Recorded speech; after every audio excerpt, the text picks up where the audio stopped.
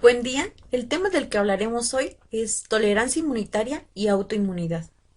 ¿Tú eres tú o eres yo? Y la respuesta a esta pregunta es la tolerancia, la cual la podemos definir como una falta de respuesta que se tiene frente a un antígeno inducida por la exposición anterior a este mismo. Cuando un linfocito específico reacciona contra su antígeno, puede activarse e inducir una respuesta inmunitaria o inactivarse o morir, lo que va a conducir a la tolerancia. Los antígenos que conduzcan a la tolerancia los vamos a conocer como tolerógenos, a diferencia de los inmunógenos que conducen a una respuesta inmunitaria. La tolerancia frente a lo propio, o también la tolerancia que se genera frente a antígenos propios, es fundamental en el sistema inmunitario normal.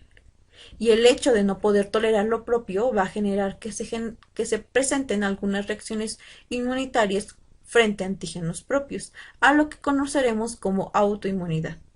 Y las enfermedades que ésta genere van a ser las enfermedades autoinmunitarias. Entonces podemos resumir que la tolerancia es la capacidad del sistema inmune que tiene para poder diferenciar entre lo que es propio y lo que es ajeno. ¿Por qué se genera la tolerancia? Porque los linfocitos específicos que actúan contra los antígenos propios pueden inactivarse, pueden eliminarse o pueden cambiar de especificidad.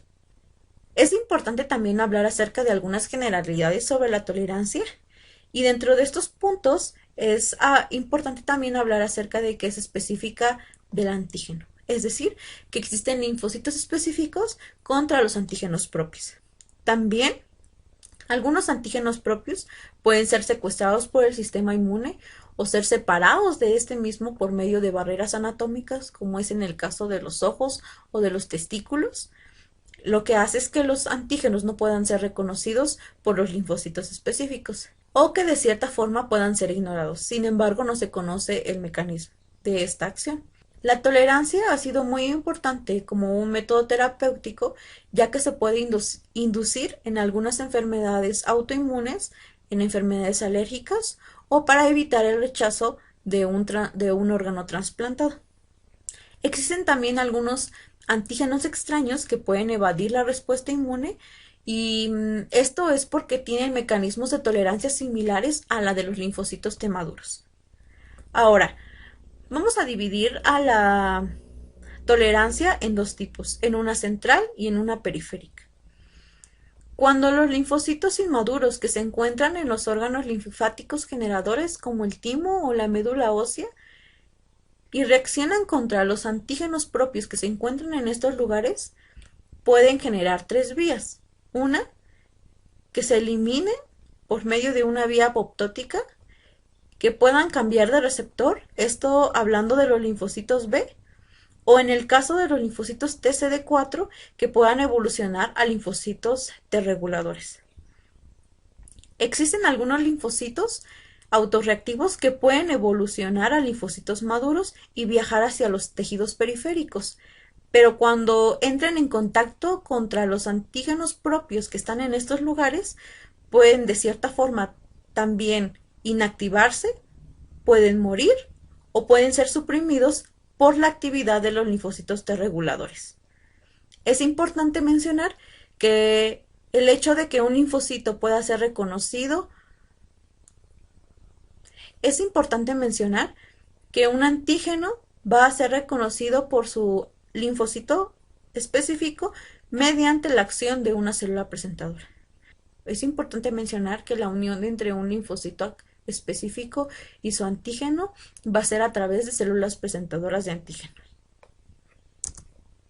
La tolerancia se puede presentar tanto en linfocitos T como en linfocitos B, y estos a nivel central y periférico. Vamos a iniciar hablando acerca de la tolerancia que se presenta en los linfocitos T a nivel central. Durante su maduración en el timo, la mayoría de linfocitos T inmaduros van a tener una alta especificidad por medio de sus receptores hacia los antígenos, lo cual los va a inducir hacia una vía de eliminación. A este proceso lo conocemos como selección negativa o eliminación. A diferencia de algunos linfocitos de la línea CD4 que pueden sobrevivir y van a evolucionar hacia linfocitos T reguladores, por lo cual se irán hacia la periferia. Existen dos hechos importantes en los antígenos que determinan si inducen o no la selección negativa, y estos son la presencia del antígeno en el timo, esto por medio de su expresión local o que lleguen a través de la sangre, y la afinidad que tengan los receptores de los linfocitos T hacia los antígenos, por lo cual podemos decir que entre mayor sea la afinidad que tengan estos receptores, mayor se va a poder expresar esta vía mitocondrial que va a llevar hacia una apoptosis. Existe una proteína reguladora autoinmunitario conocida como AIRE, que funciona como un regulador de transcripción y permite poder expresar antígenos que son propios de tejidos periféricos en las células epiteliales medulares del timo, por lo cual, al momento de poder expresarse, van a reaccionar con el linfocito T y este va a inducirse hacia una vía de eliminación.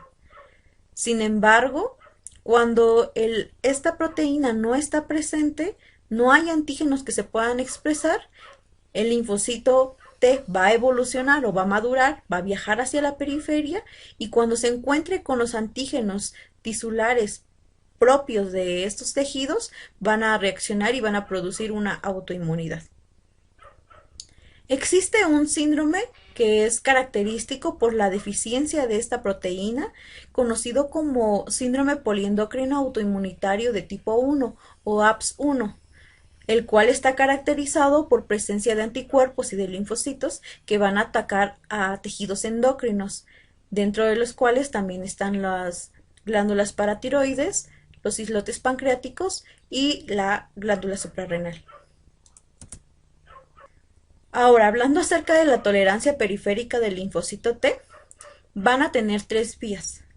Cuando el linfocito T maduro se encuentra en la periferia y reacciona con su antígeno por medio de células presentadoras, puede tener tres vías.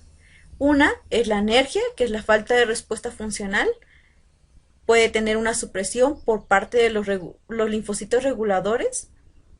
O puede tener una vía de eliminación que va a conducir hacia la apoptosis. Vamos a empezar a hablar principalmente de la anergia. Para hablar de la falta de respuesta funcional o anergia, es importante mencionar que para la activación completa de un linfocito T se requieren de dos señales. La primera, de un reconocimiento del antígeno por el TCR y la segunda, el reconocimiento de coestimuladores por el CD28, principalmente el B7-1 y el B7-2. Ahora, si la primera señal se prolonga por mucho tiempo, esta nos puede llevar a la anergia. Y esta se debe también a múltiples alteraciones bioquímicas que van a generar que el linfocito pierda su capacidad o disminuya para poder responder a las señales que emite el receptor para el antígeno. Dentro de estas alteraciones pueden ser un bloqueo de la señal, tal vez hablando a nivel del receptor del linfocito T. Otra es la activación de ubiquitinas ligasas celulares, principalmente la CBLB. Lo que va a hacer es que va a producir una disminución de moléculas transmisoras de señal y una activación defectuosa de los linfocitos T. Y la otra opción es que se unan receptores inhibidores, principalmente los que forman parte de la familia del CD28. Lo que van a llevar es a una limitación de la acción del linfocito T. Como habíamos visto en la diapositiva anterior, existen algunos receptores inhibidores de la familia del CD28 que van a tener la función de poder inhibir la activación de los linfocitos T, de los cuales los principales van a ser CTLA4 y PD1, estos por sus características fisiológicas en la tolerancia. Hablando principalmente del CTLA4, este es un miembro de la familia del CD28 que se expresa principalmente en los linfocitos T reguladores y tiene dos mecanismos de actividad. La primera es bloquear la señal y la segunda, hacer una reducción de la disponibilidad del B7. Estas las vamos a ver a continuación. El bloqueo de la señal es porque el CTLA4, al ser parte de la familia del CD28, También va a tener afinidad hacia el coestimulador B7. Por lo tanto, va a activar unas fosfatasas que van a producir que las moléculas que transmiten señales que están relacionadas al TCR y al CD28 se bloqueen. Y de esta forma inhibe la activación del linfocito T. Y el otro mecanismo, que es la coestimulación de B7 de forma reducida, es porque como este receptor se expresa principalmente en los linfocitos T reguladores, se va a unir al B7 que expresan las células presentadoras de antígenos, y por lo tanto el CD28 del linfocito T pues no va a tener un ligando a quien poder unirse, y de esta forma también inhibe su activación. Existen algunos experimentos en los cuales se ha bloqueado el gen del CTLA4 y ha producido en algunos animales el agrandamiento exagerado de ganglios linfáticos y del vaso, y también una activación exagerada de los linfocitos T. Y en este punto también es importante mencionar que al momento de estar afectando a los linfocitos T reguladores, va a estar afectando la tolerancia periférica. Algunos polimorfismos asociados a este CLT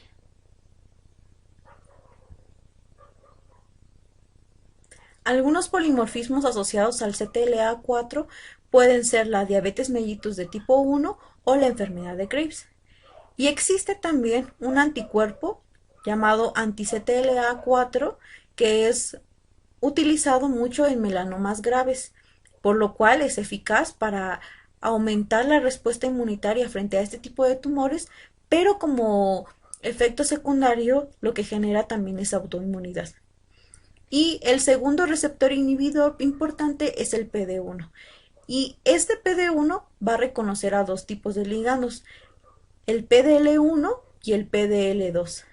Y su función va a estar asociada principalmente a terminar las respuestas periféricas de los linfocitos T efectores, principalmente el CD8, pero no tiene una eficacia comparándola con el CTLA4 para los linfocitos T reguladores. El segundo mecanismo de tolerancia periférica es la supresión por los linfocitos T reguladores. Estos son un subgrupo de los TCD4 que se pueden expresar a través de una vía central por el reconocimiento de antígenos propios en el timo, a los cuales se les van a llamar linfocitos T reguladores naturales, o se pueden producir a nivel periférico por el reconocimiento de antígenos propios o también de antígenos extraños, y por eso su nombre es linfocitos T reguladores adaptativos o inducibles, y de tal forma se van a poder expresar a nivel central y también a nivel periférico, inhibiendo la activación de los linfocitos. Estos tienen una alta expresión de la cadena alfa del receptor para interleucina 2, el CD25, por lo cual cuando esta interleucina 2 está anulada, puede asociarse a una enfermedad inflamatoria intestinal, a una anemia hemolítica inmune, a múltiples anticuerpos como el anti-ADN o antieritrocitos. Un factor de transcripción importante también es el FOXP3, que está implicado en el desarrollo y en la función para la mayoría de este tipo de linfocitos T reguladores. Cuando hay una mutación de este factor de transcripción, se presenta el síndrome IPEX, que es un síndrome que está asociado al cromosoma X, acompañado también de una alteración en la regulación inmunitaria, polindocrinopatía y enteropatía, y se va a expresar por una deficiencia de linfocitos T reguladores. También es importante en el desarrollo de los linfocitos T reguladores el factor de crecimiento transformante beta, que lo que hace es poder estimular la expresión de FOXP3, y esto lo hace mediante tres mecanismos principales: a través de la producción de citocinas inmunodepresoras, de interleucina 10 y factor de crecimiento transformante beta, También porque genera una capacidad reducida de las células presentadoras de antígeno de estimular a los linfocitos T, y también por el consumo de interleucina 2, ya que al absorber mayores cantidades de interleucina 2, estos linfocitos T reguladores priva a otras poblaciones celulares de poder proliferarse o de poder crecer, y por lo tanto también de poder expresarse. Cuando hay un bloqueo del factor de crecimiento transformante beta, se pueden asociar a enfermedades inflamatorias sistémicas. De las citocinas inhibidoras producidas por los linfocitos T reguladores, tenemos principalmente al factor de crecimiento transformante beta y a la interleucina 10. La primera va a estar enfocada a poder inhibir las funciones de los linfocitos T, así también como en su diferenciación de sus subgrupos. También va a estimular la producción de anticuerpos inmunoglobulina A o IgA mediante un cambio en el isotipo de los linfocitos B. Y también tiene una función importante en la reparación de los tejidos después de una reacción inflamatoria o de una reacción inmune. A diferencia, la interleucina 10 va a estar enfocada en inhibir la producción de la interleucina 2 por las células dendríticas y los macrófagos activados, así también como bloquear la expresión de coestimuladores y de moléculas de la clase 2 del complejo mayor de histocompatibilidad por estas mismas células. Las mutaciones en el receptor para interleucina 10 están asociadas hacia una colitis grave que se presenta en las primeras etapas de la vida antes del primer año de edad. En algunos experimentos se ha asociado que la interleucina 10 entonces tiene una función importante como reguladora de la respuesta inmunitaria en las mucosas, principalmente en el tubo digestivo. Y cuando se presentan estas mutaciones, lo que va a generar es que haya una activación exagerada de los linfocitos y de los macrófagos que vayan dirigidos hacia actuar contra los microbios entéricos. El tercer mecanismo de la tolerancia periférica es la eliminación o apoptosis, y esta sucede por dos vías: la vía mitocondrial o intrínseca y la vía del receptor mortal o extrínseca. Cuando hablamos de la vía mitocondrial o intrínseca, el proceso es el siguiente. Existen factores de estrés celular que van a activar o van a ser detectados por la proteína con un dominio BH3, como lo son deficiencias en los factores de decrecimiento, señales producidas por los receptores, alguna lesión en el ADN o un mal plegamiento de proteínas. Esta proteína con un dominio BH3 va a poder unirse o oligomerizarse con reguladores o efectores de la muerte celular. Los reguladores como el BCL2 o el BCLXL,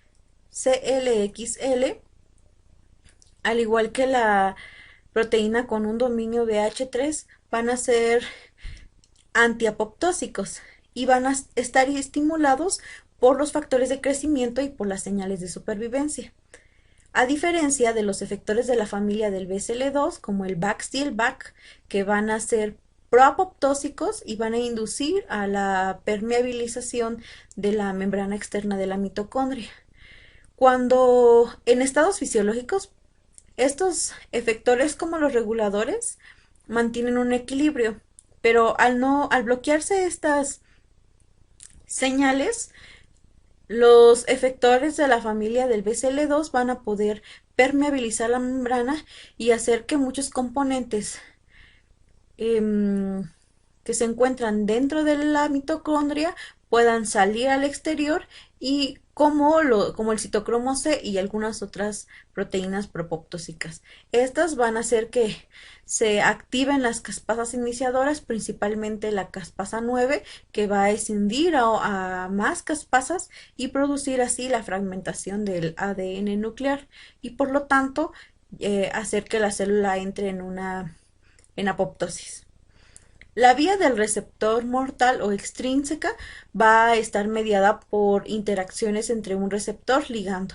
En este caso van a ser receptores que se van a encontrar al exterior de la célula o a su alrededor de su membrana, que van a ser receptores homólogos a los receptores para el factor de necrosis tumoral. En este caso vamos a ver que este receptor homólogo va a ser el FAS y va a tener un ligando que es el FAS-L, que es homólogo del factor de necrosis tumoral. Al unirse el ligando con el receptor, van a hacer que se active la caspasa 8 y esta caspasa va también a escindir a más para que, como en la vía mitocondrial, se active o se inicie esta apoptosis. Ahora, cuando hay una mutación en el gen que codifica para FAS, el receptor homólogo, se va a presentar el síndrome linfoproliferativo autoinmune o también conocido como ALPS. La tolerancia periférica en los linfocitos TCD8 puede tener características similares a la de los linfocitos TCD4. Al poder reconocer péptidos asociados al complejo principal de histocompatibilidad del tipo 1 y no necesitar de ayuda de coestimuladores o de linfocitos T, los CD8 pueden tener un mecanismo similar al que utilizan los linfocitos TCD4 con respecto a la señal 1 para producir la anergia. También algunos receptores inhibidores como el PD1 pueden suprimir su activación y a este proceso lo vamos a conocer como agotamiento. Pueden ser suprimidos también por linfocitos TCD25 reguladores que van a afectar directamente su activación o que pueden inhibir la función de los CD4 cooperadores para esta forma poder acabar con la función completa de los linfocitos TCD8. Y cuando esos linfocitos se exponen a elevadas concentraciones ante antígenos propios, pueden producir también una muerte celular apoptósica. Los antígenos propios tienen ciertas características o cualidades que los van a poder definir como tolerógenos, y dentro de estas es porque tienen una persistencia prolongada, lo cual los va a hacer que estén descartados en una respuesta inmunitaria, también porque tienen un portal de entrada de tipo intravenoso o también a través de la mucosa, y porque se encuentran en la presencia en órganos generadores como en el timo o en la médula ósea. También porque son antígenos que no necesitan la ayuda de adyuvantes, por lo cual se les llama no inmunógenos o también tolerógenos. También las propiedades de las células presentadoras de antígenos, en este caso de la célula dendrítica, que al estar en un estado de reposo no va a expresar cantidades elevadas de coestimuladores o también de citocinas, lo que va a permitir que se pueda producir la tolerancia, a diferencia de que cuando está en contacto con un antígeno extraño, pues esos coestimuladores pues los va a poder expresar de forma elevada. La tolerancia de los linfocitos B es muy importante porque permite mantener bloqueada la respuesta inmunitaria dirigida hacia antígenos propios que sean independientes del timo. En este caso pueden ser los polisacáridos o los lípidos, y también bloquea las respuestas que puedan generar la unión de un anticuerpo con antígenos proteínicos. Ahora, cuando ya hablamos de tolerancia central de los linfocitos B, nos vamos a ubicar a nivel de la médula ósea, y en este caso vamos a tener antígenos propios que se pueden encontrar en cantidades elevadas o se pueden mostrar de una forma multivalente, y estas van a reaccionar con linfocitos B inmaduros. La unión entre el antígeno y el linfocito puede generar una avidez alta o una afinidad alta, lo que va a producir que haya un entrecruzamiento entre los receptores del linfocito B para el antígeno específico para cada linfocito, y va a generar que se activen algunos genes como RAG1 o RAG2 que van a promover la edición del receptor, es decir, que haya un cambio en la especificidad de estos receptores y por lo tanto va a convertir a que estos linfocitos B se vuelvan no autorreactivos. Si esta vía no funciona, se va a activar esta vía que va a llevar hacia la eliminación por medio de la apoptosis.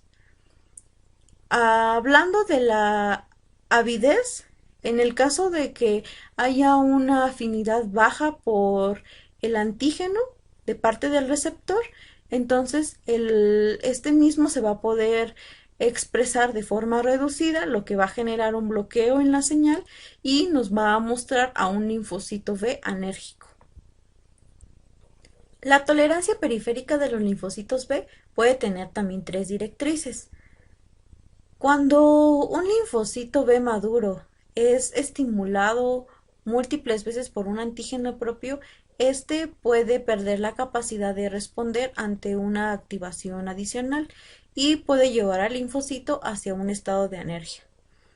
También, cuando la avidez es alta, se puede activar una vía mitocondrial que lleve hacia una muerte apoptósica. Y cuando hay una avidez baja o una baja afinidad, pueden existir algunos receptores inhibidores que van a permitir actuar como reguladores o también definir algún umbral de activación en el linfocito B que le va a permitir poder responder ante antígenos que sean extraños, pero no hacia antígenos propios. Existen algunos antígenos proteicos extraños que pueden inducir la tolerancia. Cuando estos antígenos son administrados por una vía subcutánea con coadyuvantes, pueden inducir o favorecer a la respuesta inmunitaria. Sin embargo, cuando son administrados sin coadyuvantes, aun a pesar de haber sido administrado en cantidades excesivas, van a inducir a la tolerancia. Existe un concepto importante a la cual le llamamos tolerancia oral, y esta es a la administración oral de un antígeno proteínico que va a generar la supresión de las respuestas inmunitarias humorales y celulares sistémicas tras una inmunización con ese mismo antígeno.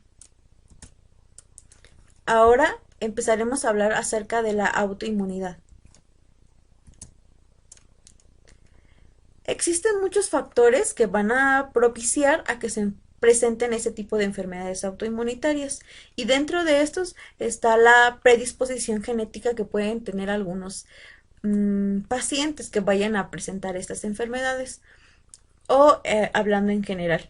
También algunos factores ambientales, de los cuales tenemos a las infecciones o a una lesión tisular local. Como vemos en la imagen de la derecha, el hecho de que exista una predisposición genética puede generar un fallo en la autotolerancia, y esto a su vez genera linfocitos autorreactivos. Ante la presencia de estímulos ambientales, ya sea una lesión tisular o la inflamación, va a generar que las células presentadoras de antígeno puedan enviarlos y enviar estos antígenos, y de esta forma estos linfocitos autorreactivos puedan reaccionar y poder activarse, lo que va a generar que estos linfocitos se conviertan en linfocitos efectores autorreactivos que al momento de estar frente a antígenos propios puedan producir alguna lesión tisular y de esta forma llegar a una enfermedad autoinmunitaria. Algunas de las características de las enfermedades autoinmunes es que pueden ser sistémicas o específicas dependiendo de la distribución de los autoantígenos. Como podemos ver en ejemplos, el lupus eritematoso sistémico va a estar orientado hacia una distribución general, a diferencia de la especificidad que tiene la miastenia gravis, la diabetes mellitus tipo 1 y la esclerosis múltiple. También otra característica es que para que se produzca una lesión tisular van a contribuir muchos mecanismos efectores. Y dentro de esos mecanismos efectores vamos a tener a los inmunocomplejos, a los autoanticuerpos circulantes y a los linfocitos T autorreactivos. Y la tercera característica es que estas enfermedades autoinmunes tienden a ser crónicas, progresivas y también a perpetuarse a sí mismas. La autoinmunidad se debe a la combinación de tres errores inmunitarios principales, dentro de los cuales vamos a tener que pueda haber un fallo en los mecanismos de la autotolerancia que se presentan en los linfocitos T o en los linfocitos B, que pueda haber un error al momento de poder presentar un antígeno propio o la inflamación o una respuesta inmunitaria innata inicial. La mayoría de las enfermedades autoinmunes van a tener características genéticas complejas, en la cual los sujetos que estén afectados van a poder o van a heredar múltiples polimorfismos genéticos que van a contribuir a que esta persona sea propensa a tener cierta enfermedad. Sin embargo, es importante considerar que los factores ambientales también son importantes para que esta enfermedad se lleve a cabo. Dentro de todos los genes que están asociados a la autoinmunidad, podemos decir que los que tienen mayor incidencia son los que están relacionados con el complejo mayor de histocompatibilidad. Y como ejemplo tenemos a la diabetes mellitus, que tiene alteraciones de 20 a 30 genes. Mediante algunos estudios se pueden calcular la probabilidad que se tiene para poder desarrollar ciertas enfermedades autoinmunitarias cuando se tienen la presencia de alelos del antígeno leucocitario humano. Como principal representante tenemos a la espondilitis anquilosante, que es una enfermedad autoinmunitaria que afecta principalmente a las articulaciones vertebrales y es caracterizada por el alelo 27 de la clase 1 del antígeno leucocitario humano, en la que aquellos pacientes que tengan presente este alelo van a tener 100 veces más probabilidad de poder presentar esta enfermedad ante aquellos sujetos que no tienen este alelo. Sin embargo, es importante mencionar que el hecho de poder expresar este gen particular del HLA no es por sí misma indicadora de que este sujeto pueda presentar esta enfermedad autoinmune. Como vemos en la tabla de la izquierda, son muchas enfermedades asociadas a los alelos del HLA. Dentro de estas, pues tenemos a la artritis reumatoide, como habíamos mencionado. Tenemos también a la diabetes mellitus de tipo 1. Causas pueden ser también generadas y que produzcan la esclerosis múltiple. Algunos van a producir el lupus eritematoso sistémico, la espondilitis anquilosante y también la enfermedad celíaca.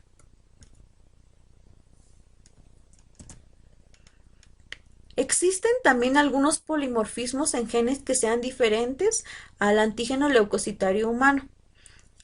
Estos polimorfismos, si los podemos clasificar, algunos pueden estar dirigidos para generar protección contra el desarrollo de enfermedades autoinmunes y algunos otros van a aumentar la incidencia de la misma, lo que puede ser algo paradójico.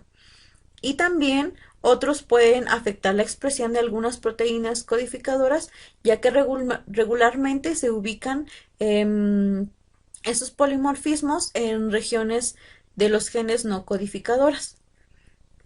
Igual vemos aquí una tabla que nos muestra la cantidad de polimorfismos presentes o hasta ahorita descubiertos y las enfermedades que generan o las alteraciones. Pero estaremos viendo cada una de ellas a continuación. Tenemos a la PTPN22.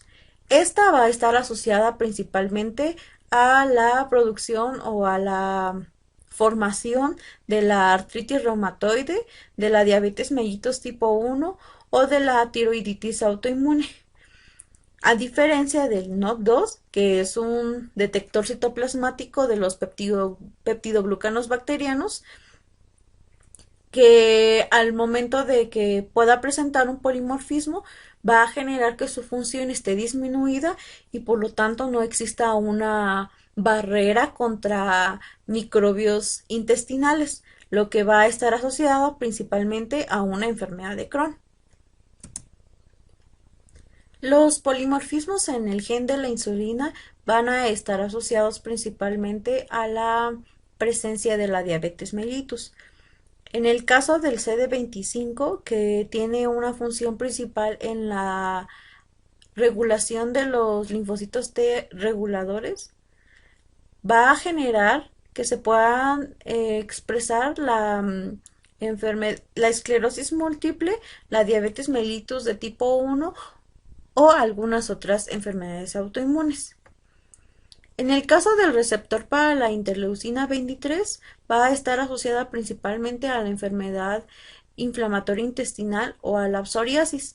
Y esta interleucina 23 tiene una función importante al momento de intervenir en el desarrollo de los linfocitos T17, en los cuales se activa o participan en las respuestas inflamatorias.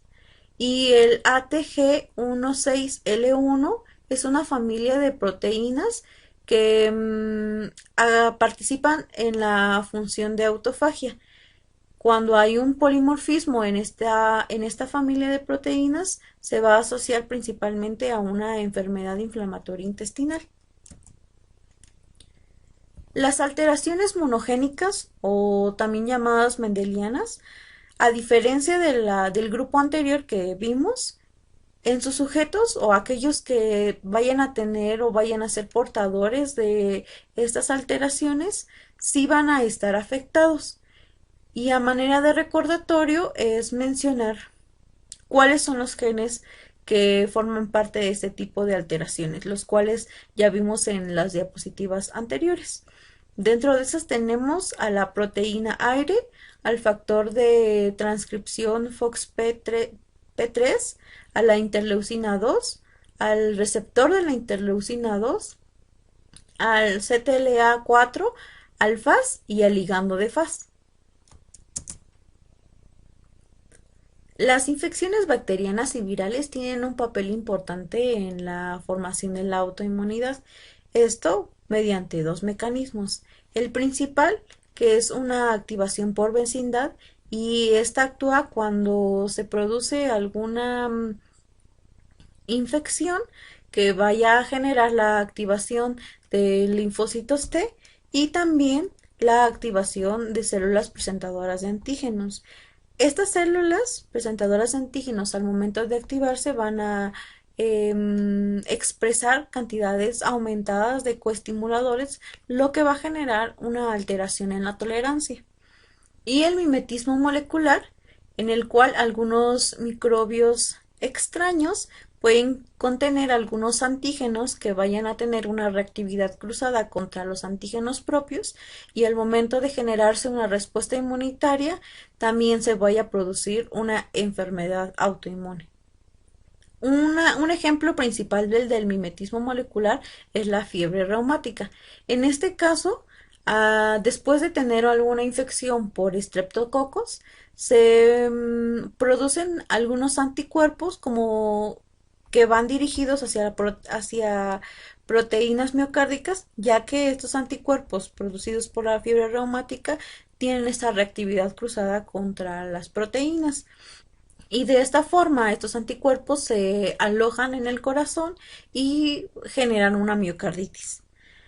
Al igual que en el caso de los polimorfismos, algunas infecciones pueden también proteger al cuerpo contra el desarrollo de algunas enfermedades autoinmunes, que también es algo paradójico. Igual, el microbioma humano y el microbioma cutáneo pueden influir también en el desarrollo de enfermedades autoinmunes. Y finalmente, algunos otros factores que pueden participar en la autoinmunidad pueden ser aquellas alteraciones anatómicas que se producen por inflamación, por alguna lesión isquémica o por un traumatismo que van a generar que algunos antígenos que normalmente estaban ocultos al sistema inmunitario pues se puedan exponer. Y en este caso podemos hablar acerca de la uveitis y de la orquitis postraumática. Finalmente, la influencia hormonal ejerce un papel también importante, ya que podemos mencionar aquí la presencia del lupus eritematoso sistémico, el cual tiene una mayor incidencia en mujeres que en hombres. Y eso sería todo.